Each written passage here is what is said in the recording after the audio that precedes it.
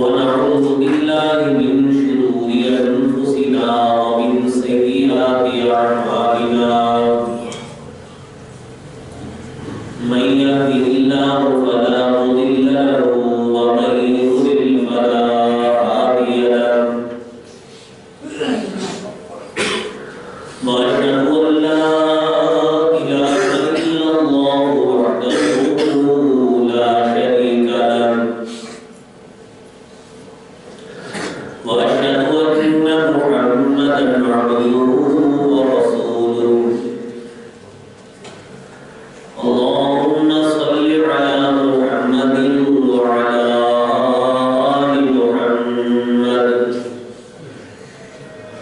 كما صليت على إبراهيم وعلى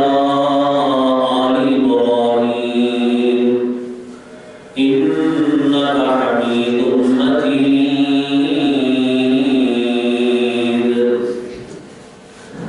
اللهم بارك على محمد وعلى آل محمد كما باركت على إبراهيم وعلى آل إبراهيم إنك حميد مجيد رب اشرح لي صدري ويسر لي أمري واحلل عقدة من لساني يفقهوا قولي رب زدني علما سبحانك لا علم لنا إلا ما علمتنا إنك أنت العليم الحكيم إن أحسن الكلام كلام الله وأحسن الهدي هدي محمد صلى الله عليه وسلم وشر الأمور محدثاتها وكل محدثة بدعة وكل بدعة ضلالة والضلالة في النار أعوذ بالله السميع العليم من الشيطان الرجيم بسم الله الرحمن الرحيم يا أيها النبي إنا أرسلناك شاهدا ومبشرا ونذيرا وداعيا إلى الله بإذنه وسراجا منيرا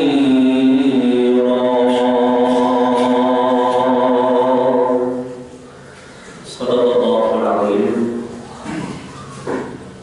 حمد و سلام تعریف و تمجید کبریائی بڑائی عظمت رفعت اللہ خالق و مالک کے لیے ہے درود و سلام آقا دو جہان سرور کون و مقام شفیع المظلمین رحمت للعالمین جناب محمد الرسول اللہ صلی اللہ علیہ وآلہ وسلم کی ذات اقدس پر محترم حضرات گزشتہ سے پیوستہ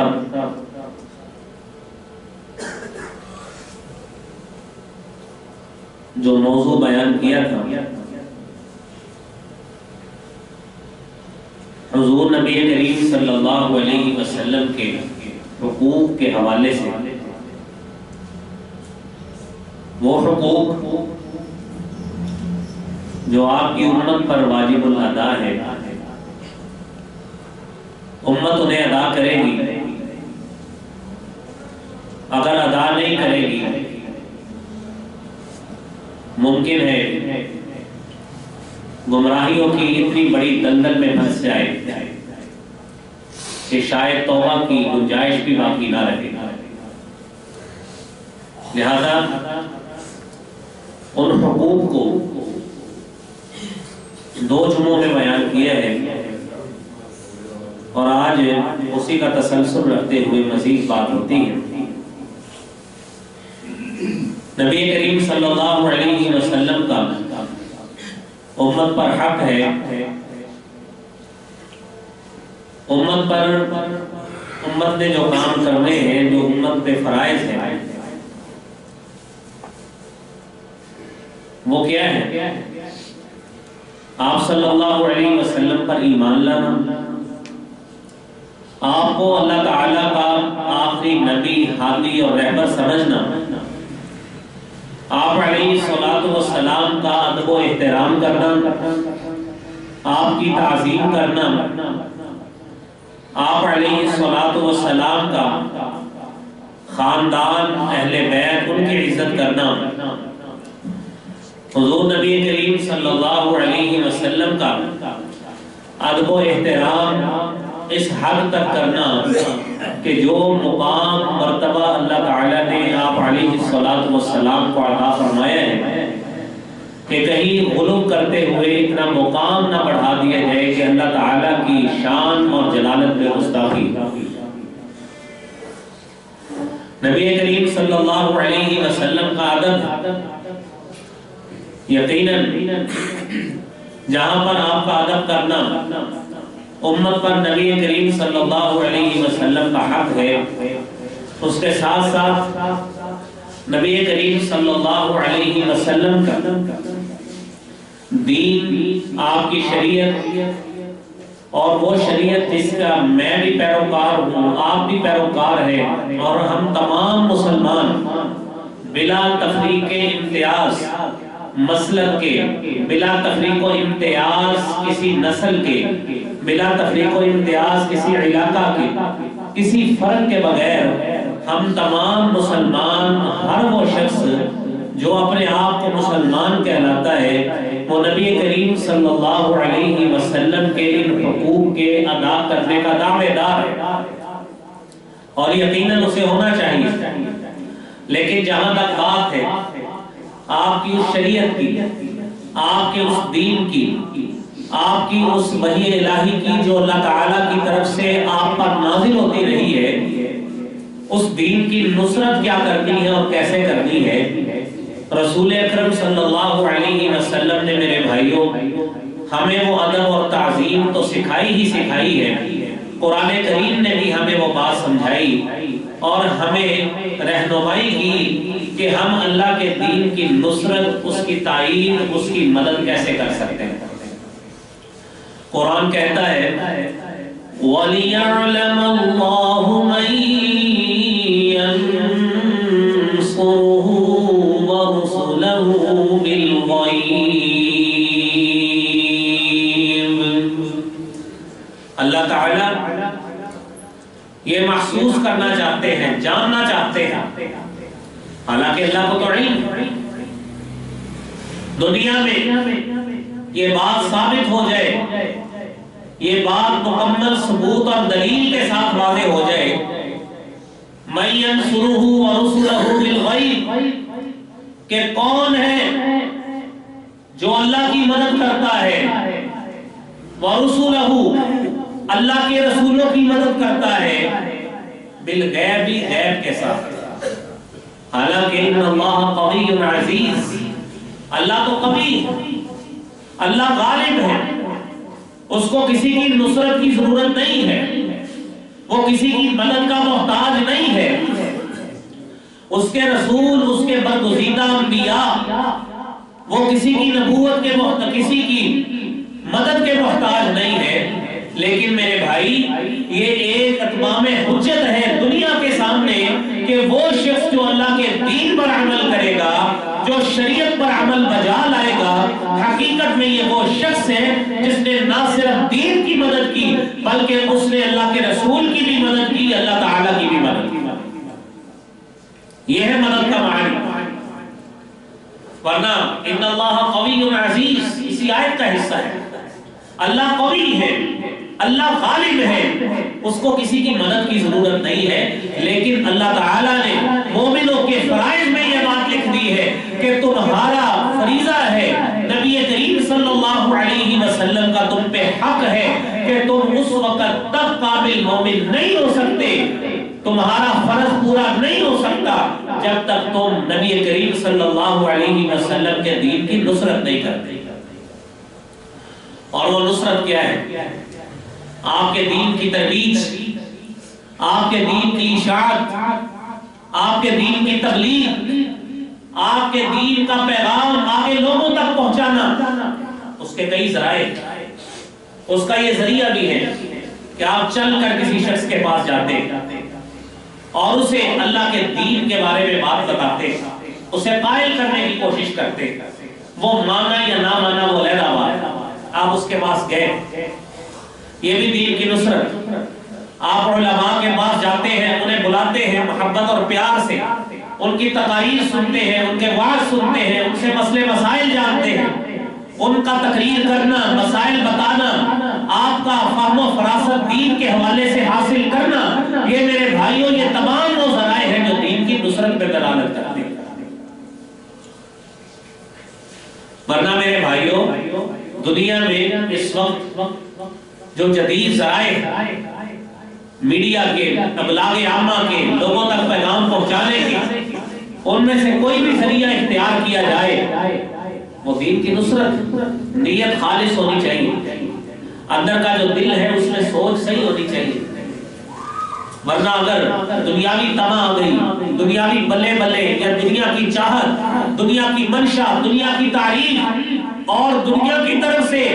اچھے تبصرے اگر سننے کو دل کرتا ہے تو میرے بھائیوں پھر دنیا ہی سنائے گی، اللہ تعالیٰ کے نام سے کچھ بھی نہیں ملے گی۔ قرآن کریم نے میرے بھائیوں یہ بات ہمیں سمجھائی ہے، وَلِيَعْلَمَ اللَّهُ مَن يَنصُرُهُ وَرُسُلَهُ بِالْغَيْبِ، اللہ تعالیٰ جاننا چاہتے ہیں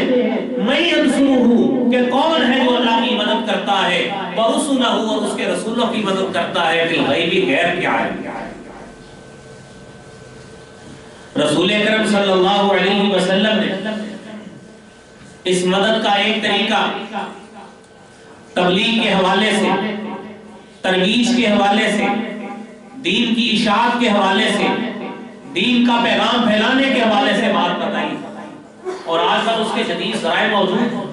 ہمارے پاس موبائل موجود ہے، ہمارے پاس سوشل میڈیا کے بے شمار نیٹ ورکس اور ایسے سافٹ ویئر موجود ہیں جن کے ذریعے سے تبلیغ ہو سکتی ہے، اور لوگ اس کو چٹ چیٹ، چیٹنگ اور چیٹنگ کے نام پہ چیٹنگ کرتے ہوئے، دھوکہ دیتے ہوئے ایک دوسرے کو دھوکہ دینے کی کوشش کرتے ہیں۔ میرے بھائیوں یہ بہترین ذریعہ ہے جو اللہ تعالیٰ نے ہمیں اعلیٰ دیا ہے، سہولت دی ہے، ہم اس کو دین کی تبلیغ کے لیے استعمال کریں، اس سے بڑی اور کیا سہولت ہو سکتی ہے۔ آپ اپنے واٹس ایپ گروپ میں اپنے ساتھی، دوست، اہل علم، ان کا اپنا نام ان کے ساتھ ایڈ کریں، ان سے دینی مسائل شیئر کریں۔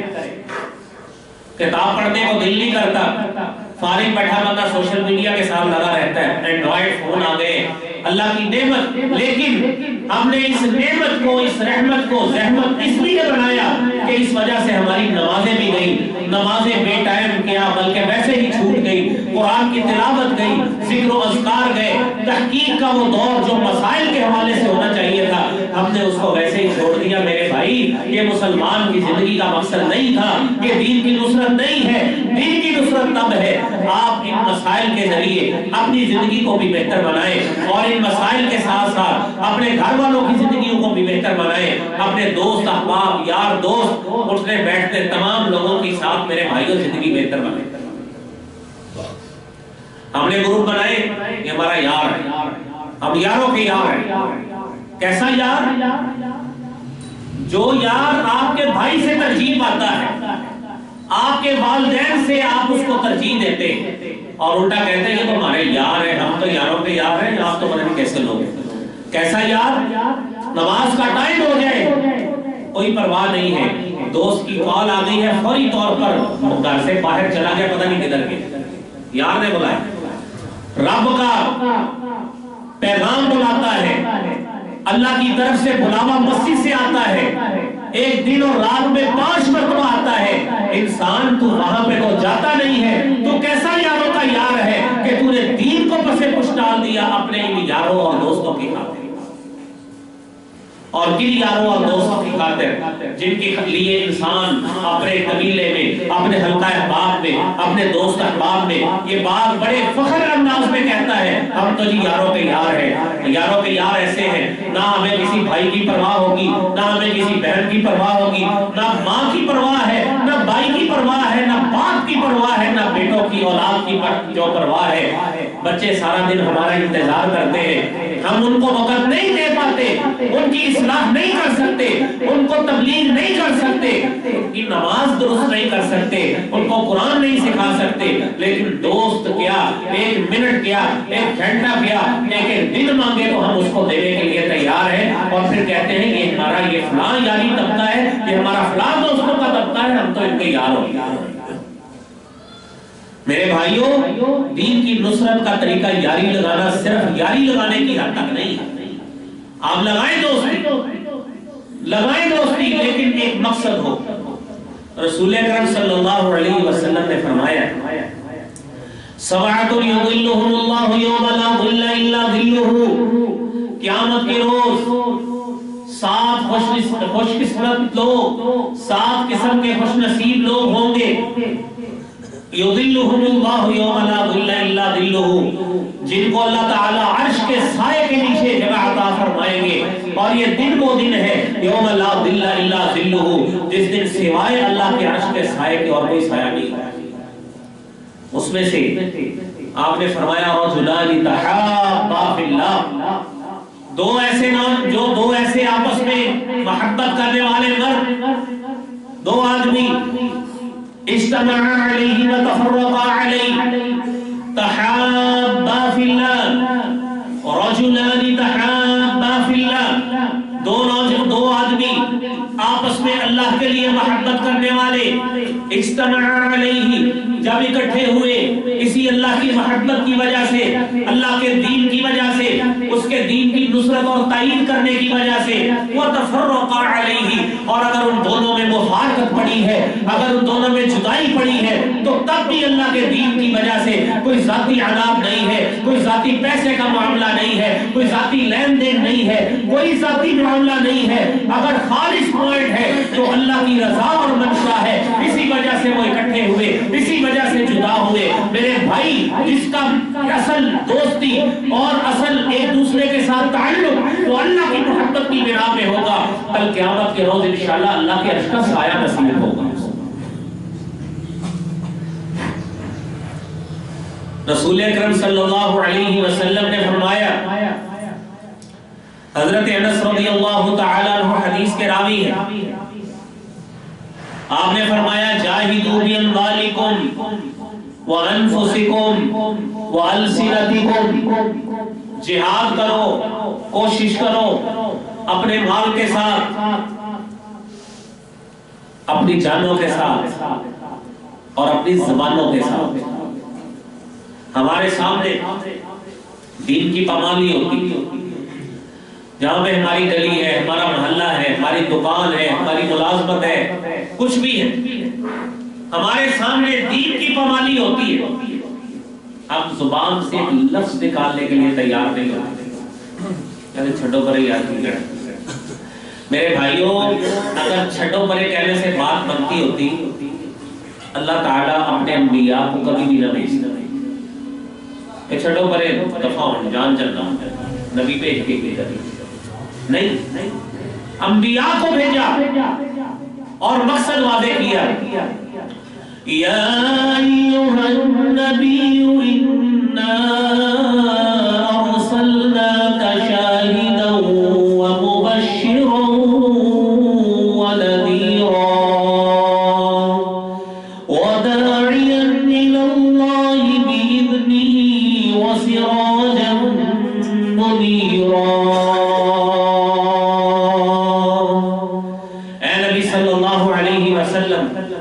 ہم نے آپ کو شاہد بنا کے بھیجا، مبشر بنا کے بھیجا، خوشخبری دینے والا کس چیز کی؟ اللہ کی جنت کی خوشخبری. وَنَذِيرًا ڈرانے والا بنا کے بھیجا اللہ کے عذاب سے،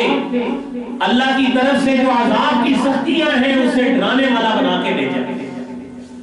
اے نبی ڈراؤ ان کو، اللہ کے عذاب سے ڈراؤ، گناہ والے اعمال سے بچاؤ، ان کو ڈراؤ، انہیں پتہ لگے کہ یہ راستہ جہنم کو جاتا ہے، اس پہ نہیں چلنا. آپ ان کو بچائیں، ان کو صحیح طور پہ متنبہ کریں. ساتھ ساتھ آپ کو مبشر بھی بنایا ہے، خوشخبری دینے والا بنایا ہے. لوگوں کو خوشخبری دے اللہ تعالیٰ کی جنت کی، نیک عمل کی بنا پہ جو جزا ملتی ہے وہ خوشخبری دینے والا بنا کے بھیجا ہے کہ آپ ان کو اللہ کی جنت کی نعمتوں کے بارے میں بتائیں کہ مالک نے تمہارے لیے یہ نعمتیں تیار کی. لیکن ساتھ ساتھ وَدَاعِيًا إِلَى اللَّهِ بِإِذْنِهِ وَسِرَاجًا مُنِيرًا اللہ تعالیٰ کی طرف داعی، اللہ کی طرف دعوت دینے والا، اس کے دین کی طرف بلانے والا، اس کے دین کا مبلغ بنا کے بھیجا ہے. وَسِرَاجًا مُنِيرًا اور سراج منیر بنا کے بھیجا ہے. آپ کی ذات وہ ذات ہے جو سراج منیر ہے، جو ایک روشن چراغ کی حیثیت رکھتی ہے. اور آپ کی ذات، آپ کی شخصیت با سعادت وہ شخصیت ہے کہ جس کو دیکھ کر ایک نہیں، دو نہیں، آپ کے اخلاق سے متاثر ہو کر سینکڑوں ایسے قبائل ہیں جو ہلکا بگوش اسلام ہیں. آپ ایک منبع رشد و ہدایت ہیں. آپ کے ذریعے اللہ تعالیٰ نے لاکھوں کیا، کروڑوں کیا، اربوں لوگوں کو اللہ تعالیٰ نے راہ ہدایت دکھائی ہے اور وہ سیدھے راستے پہ چلتے ہوئے جنت کے حقدار ہے. اب بھائیو، یہ اس کے دین کی نصرت کرنی، وہ صرف وہ جو داعی کی تھی، دعوت دینے والے کی تھی، وہ بھائیو آج ہم میں سے ہر شخص کی ہونی چاہیے. داعی اللہ کی سے اللہ کی طرف دعوت دینے والے. آپ کے سامنے غلط کام ہوتا ہے، صرف اس کو اتنا ہی کہہ دیں کہ بھائی یہ اللہ کے دین کے خلاف کام ہے، یہ نہ کرو. وہ آپ سے آگے اگر مشورہ لے گا اس کو بتا دیجیے. اگر وہ ناپسند کرتا ہے پیچھے ہو جائے، اپنا فرض تو پورا کرے. اگر اتنا کہنے سے جان چھوٹتی ہے کہ یار دفعہ کرو، لگیا رہنے تو یار، تو اگر لگا رہنے سے بات ہوتی ہے اللہ تعالیٰ کسی نبی کو نہ بھیجتے کہ دنیا جتنے لگی رہنے دو. یہ لگی رہنے سے بات نہیں بنتی. قرآن نے تو میرے بھائیوں ہمیں تلقین کی اور ہمیں سمجھایا ہے، ہمیں جھنجھوڑا. وَلْتَكُن مِّنكُمْ أُمَّةٌ يَدْعُونَ إِلَى الْخَيْرِ وَيَأْمُرُونَ بِالْمَعْرُوفِ وَيَنْهَوْنَ عَنِ الْمُنكَرِ وَأُولَئِكَ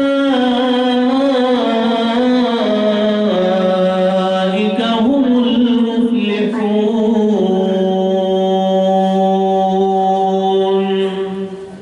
تم میں سے لوگ ایسے ہونے چاہیے، ایسا گروہ ہونا چاہیے. یدعون الی الخیر، جو بھلائی کی طرف دعوت دے، جو جنت کی طرف دعوت دے، صراط مستقیم کی طرف دعوت دے اور دین حق کی طرف دعوت دینے والا ہو. یہ میرے بھائیوں، یہ داعی اللہ کی صفت اللہ تعالیٰ نے جناب محمد الرسول اللہ صلی اللہ علیہ وسلم کی قرآن میں بیان کی ہے. اس امت میں سے ہر شخص کی یہ صفت ہونی چاہیے کہ تم میں گروہ ایسا ہونا چاہیے، اللہ کے دین کی طرف بلائے، برائی کو برائی کہنے والا ہو، نیکی کی پہچان کرانے والا ہو،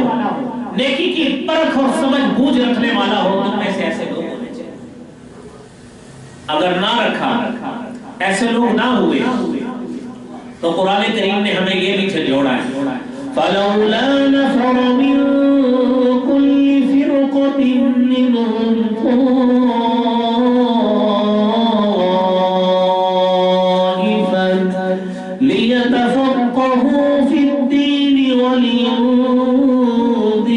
قَوْمَهُمْ إِذَا رَجَعُوا إِلَيْهِمْ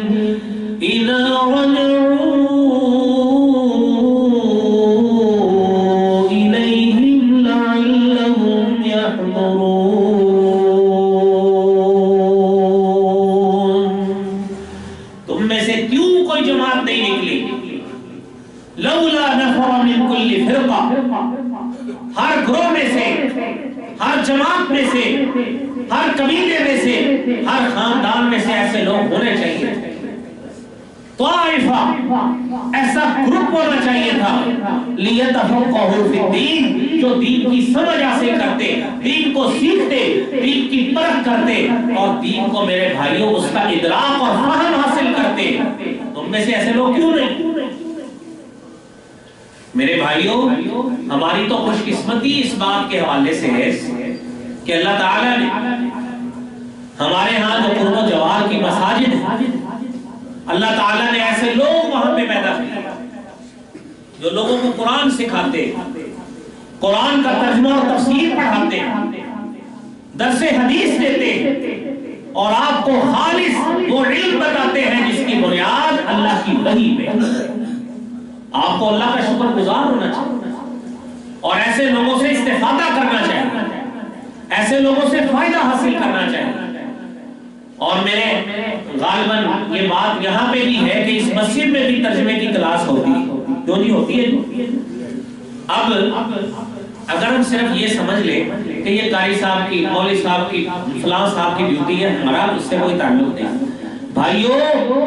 جب دین کا فہم حاصل نہیں کریں گے، اللہ کے دین کی نصرت کیسے ہوگی، اللہ کے دین کی مدد کیسے ہوگی، ہمیں خود فیصلہ کرنا.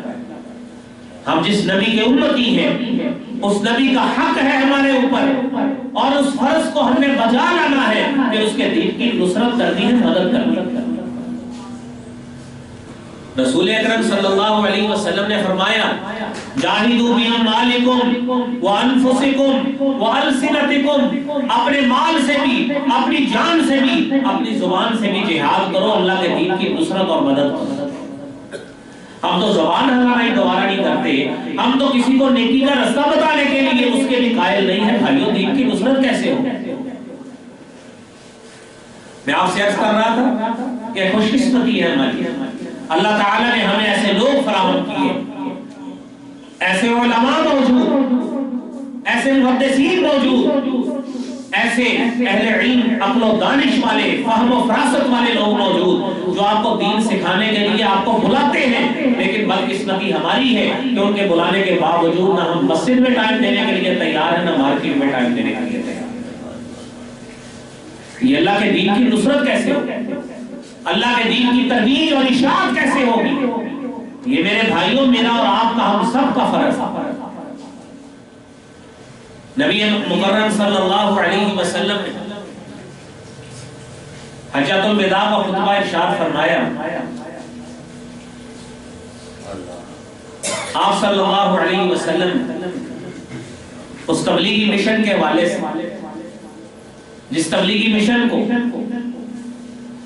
عوام الناس تک پہنچانے کے لیے اللہ تعالیٰ نے آپ کو فریضہ نبوت عطا فرمایا، منصب نبوت عطا فرمایا. آپ نے اپنے صحابہ کرام سے مخاطب ہو کے پوچھا، الا هل بلغت؟ لوگوں جواب دو، وہ منصب نبوت جو اللہ تعالیٰ نے مجھے عطا کیا تھا، اس کے شایان شان جو پیغام تھا، جو اس کے فرائض منصبی میں شامل تھا، بتاؤ میں نے پہنچایا کہ نہیں پہنچایا؟ سب نے بیک زبان ہو کے کہا، بلغت یا رسول اللہ صلی اللہ علیہ وسلم، اللہ کے رسول صلی اللہ علیہ وسلم آپ نے پہنچا دیا. آپ نے فرمایا، اللہم اشہد، اے اللہ گواہ ہو جا کہ وہ پیغام، وہ منصب نبوت کا تقاضا جو تو نے میرے ذمہ لگایا تھا کہ اس دین کو آگے پہنچانا ہے، یہ میرے سارے صحابہ کرام اس بات کے شاہد ہیں کہ میں نے اس کو پہنچا دیا ہے. یہ سارے بیک زبانوں کے گواہی دے رہے ہیں. پھر آپ نے اپنے صحابہ کرام سے مخاطب ہو کے کہا، فَلْيُبَلِّغِ الشَّاهِدُ الْغَائِبَ، آج جو یہاں پہ موجود اس مجمع میں، اس گیدرنگ میں، میرے سامنے خطبہ حج میں موجود ہے، فَلْيُبَلِّغِ الشَّاهِدُ الْغَائِبَ، جتنے لوگ یہاں پہ حاضر ہیں یہ ان کی ڈیوٹی ہے کہ یہ ان لوگوں کو اب یہ پیغام پہنچائیں جو آج یہاں پہ موجود ہیں. تو آپ صلی اللہ علیہ وسلم نے آپ کی حدیث مبارکہ سے یہ فرامین اور فرمودات آپ نے فرمایا توبہ خوشخبری ہے، خوش و خرم رکھے اللہ اس شخص کو، لمن سمع مقالتی، جس نے میرے قول کو، میرے فرمان کو، میرے الفاظ کو سنا، فحفظها، اس کی حفاظت کی، ووعاها، اور اس کو محفوظ کیا، اس کو اپنے سینے میں، دل میں، دماغ میں جگہ دی، وَأَدَّاهَا كَمَا سَمِعَهَا، اور اس کو آگے اسی طرح ہی ادا کر دیا جس طرح اس نے سنا۔ آپ صلی اللہ علیہ وسلم کی زبان نبوت اس شخص کے لیے دعا کی شہادت دیتی ہے کہ اے اللہ اس کو خوش و خرم رکھ، اس کے چہرے کو تر و تازہ رکھ، اس کو زندگی کی برکتیں عطا فرما جس نے یہ کام کیا۔ آپ اپنے صحابہ سے مخاطب اور فرماتے ہیں رب مبلغ او عام سامع، کئی لوگ ایسے ہوتے کہ جنہیں بات پہنچائی جاتی ہے ڈائریکٹ، جس کو بات پہنچائی گئی، مثلا آج لوگ آپ یہاں پہ 150-200 لوگ موجود ہیں، ممکن ہے آپ ایسی صلاحیت نہ رکھتے ہو کہ آپ ہر شخص کوئی 10 بندوں کو، کوئی 20 بندوں کو آگے پیسے پہنچا سکے،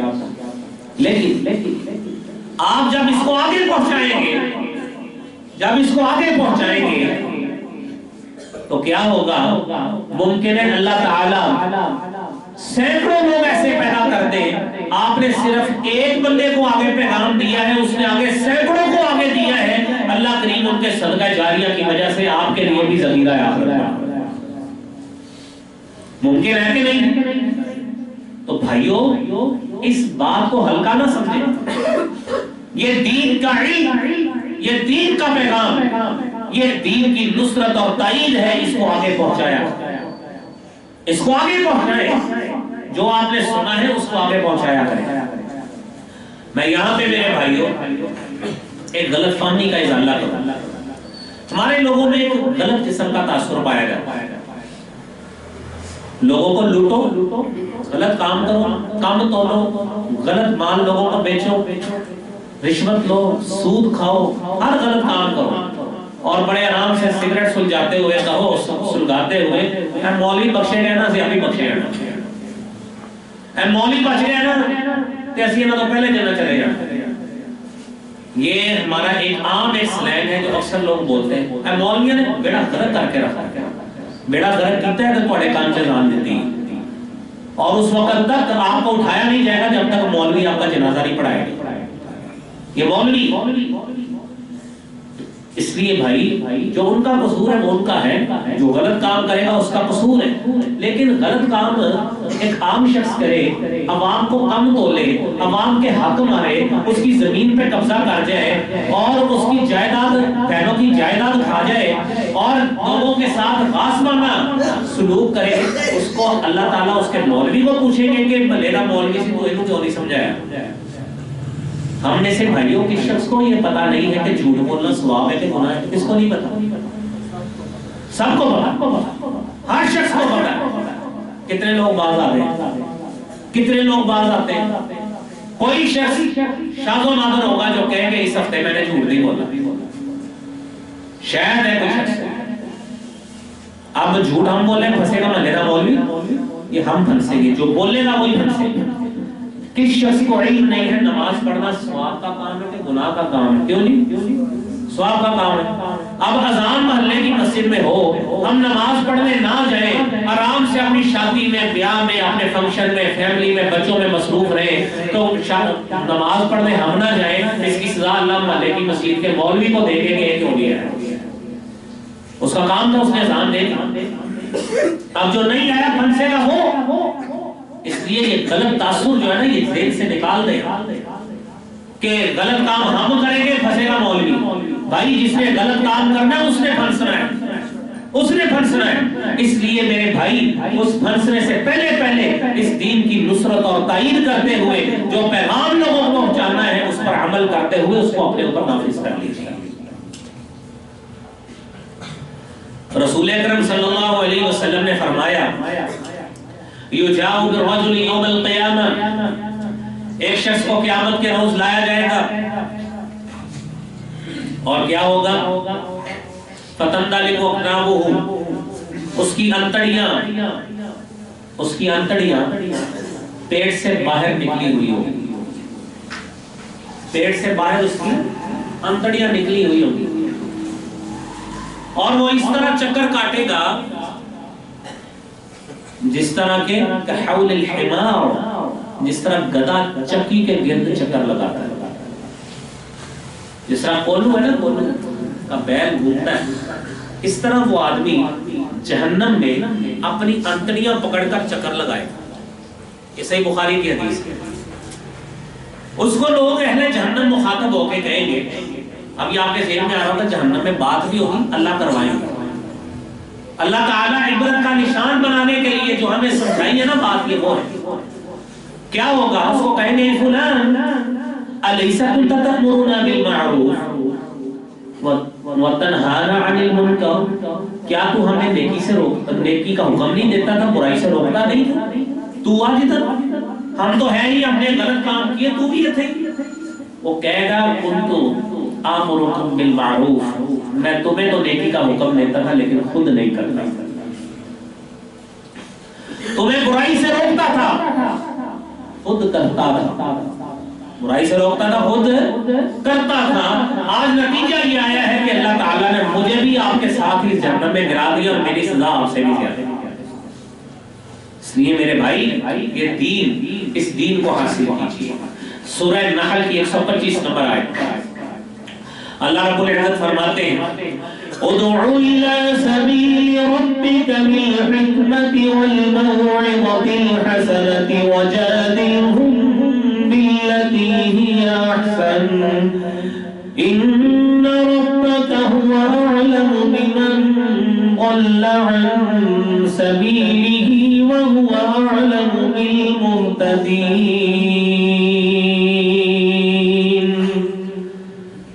आप लोगों को बुलाएं, सूरह नहल की 125 नंबर आयत, तबलीग के उसूल 3 बताएं। आप लोगों को बुलाएं अल्लाह के रास्ते की तरफ, हिकमत के साथ, अच्छी नसीहत के साथ, हिकमत के साथ, अच्छी नसीहत के साथ। वजादिलहुम बिल्लती हिया अहसन, अगर झगड़ा भी हो जाए तो दलाइल की बिना पर अहसन अंदाज से झगड़ा कीजिएगा, कहीं झगड़े की नौबत बढ़ ना जाए। भाइयों, मैंने आपको इब्तिदा में अर्ज किया, अल्लाह ताला ने आपको नेमत दी है एंड्रॉइड फोन्स की, इस पे व्हाट्सएप ग्रुप बनाएं, जो बने हैं उसमें उलमा को ऐड करें, मसाइल शेयर करें। आप जो भी फेसबुक इस्तेमाल करते हैं, वाइबर करते हैं, उस पर ट्वीट करते हैं, उसमें आप इंस्टाग्राम करते हैं, कुछ भी करते हैं, जो भी इसके सोशल मीडिया के अकाउंट्स के जराए हैं, मेरे भाई इसको तबलीग का जरिया बनाएं, एक दूसरे तक अच्छा मैसेज पहुंचाएं, और वो जो बात दलाइल हो, मुदल्लल मैसेज हो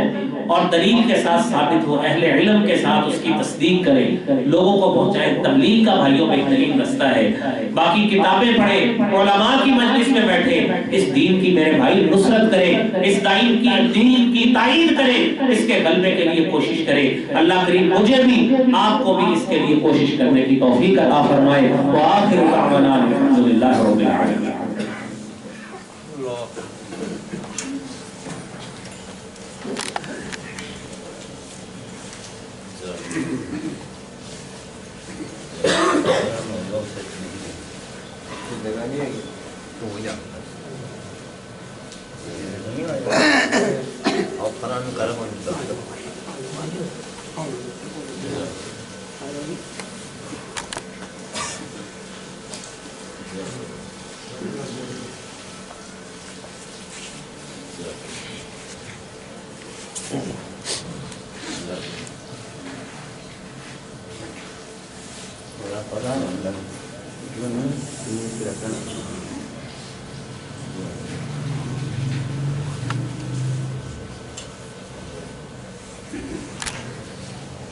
Porque para qué hablar. Tú entras y van a llegar.